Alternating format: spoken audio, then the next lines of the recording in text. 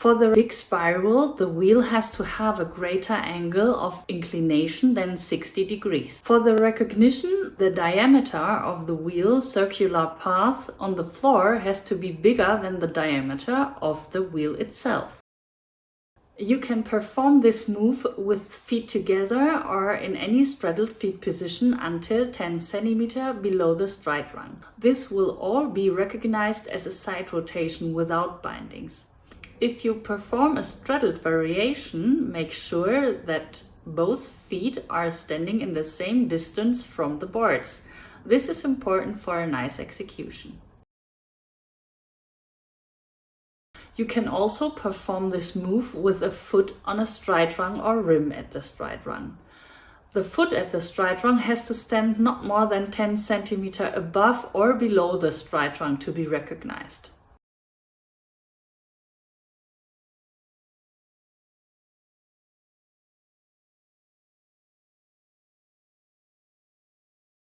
You can show your gymnast about the pressure distribution which is coming on hands and feet during a spiral rotation.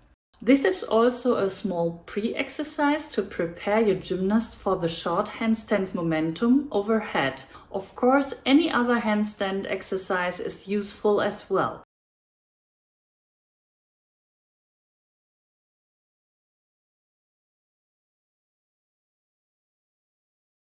As a pre-exercise for performing this move in spiral, your gymnasts have to master the side rotation without bindings in straight line. The gymnast has to use the same arm changing as in the side rotation without bindings in straight line. The difference is that both arms have to be straight in upside down position to not fall off. The leading arm has to be straight first, while the trailing arm has no pressure on it and should be bent. At least feel the pressure coming to the leading foot first and then to the trailing foot. Start spotting with crossed arms, then you can guide the whole rotation without losing contact with the gymnast.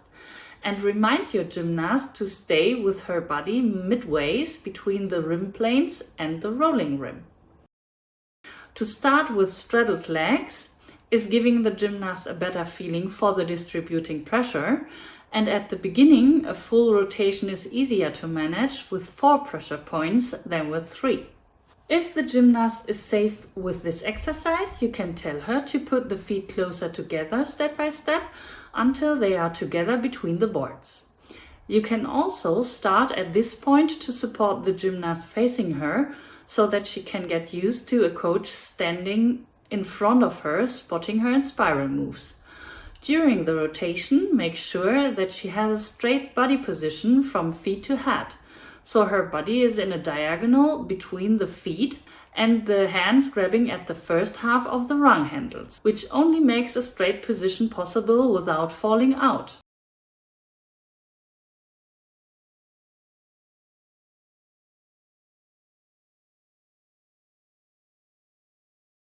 One coach is responsible for a straight line rotation with smooth speed and for tipping the wheel into a great angle for big spiral. The other coach is guiding the gymnast from facing her and supporting her during both rotations, grabbing her hip, starting with crossed arms to have a straight, powerful arm position when the gymnast has the most pressure of her body weight on her arms in overhead position.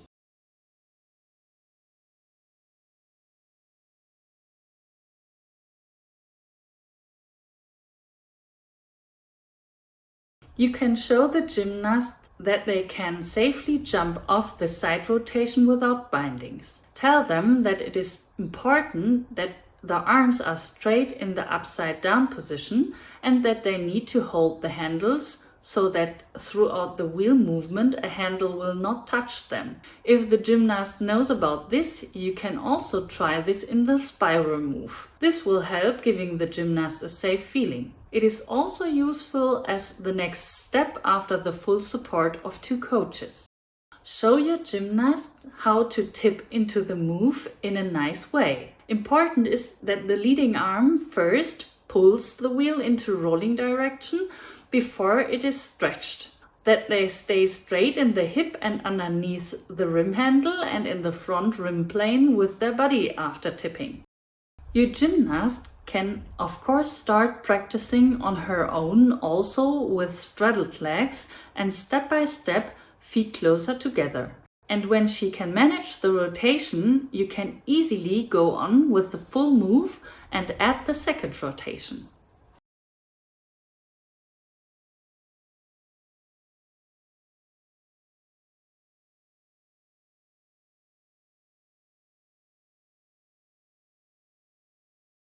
When your gymnast is able to do the side rotation without bindings in big spiral, you can teach her the transition to combine it with the side rotation with bindings. The gymnast does not have to be able to do the side rotation without bindings all by herself. She should just be able to hold the position a bit and know how to jump off. Especially for gymnasts who have trouble to properly tip the wheel without bindings, it might even be easier to learn the move directly after some rotations in bindings. And also the body position of the gymnast is already in the correct place. Here it's the trailing foot that is taken out of the binding first. You can also take out the leading foot. Both ways are okay. Just try it out. Your gymnast can take off the foot easily when there is no pressure or weight on. If your gymnast managed to go out of the bindings with a rotation in between and with her regular wheel speed, you can start practicing doing it in the transition between two rotations. First with the wheel speed slowed down to let her organize the feet, and after that try to come to her regular wheel speed. The move should look like this at the end.